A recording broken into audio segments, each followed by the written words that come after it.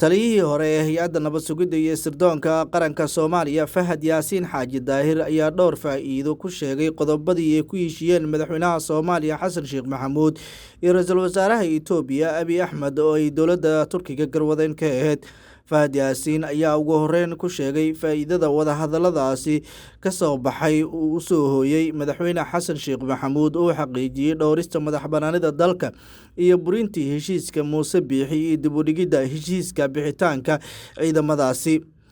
Fariinta labaad ayaa waxa uu ku micneeyay fursad uu helay Abiy Ahmed oo sheegay in uu helay gaarista badda oo loo oggolaaday gelid iyo bixid, waxaana sidoo kale uu sheegay in damaanad qaad buuxda uu hadda u haysto ra'iisul wasaaraha waddanka Itoobiya Master Abiy Ahmed. Tan saddexaad, fariintaasi waxa uu ku micneeyay faraj u soo hooyatay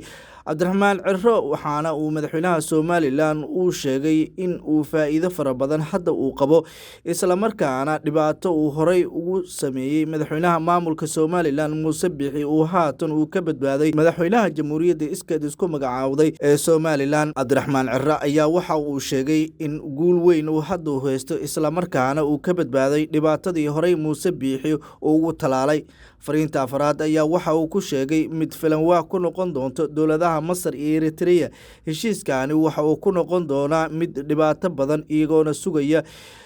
dhaqangelinta iyo wadahadallada soo socda nooca gaarista badda ee Itoobiya ay doonayso. Ugu dambeyn, qodobka shanaad ee fariintiisa waxa uu ku sheegay in feejignaan ereyada la xiriira gaarista badda inay yihiin kuwa u baahan in la tashiyo la sameeyo,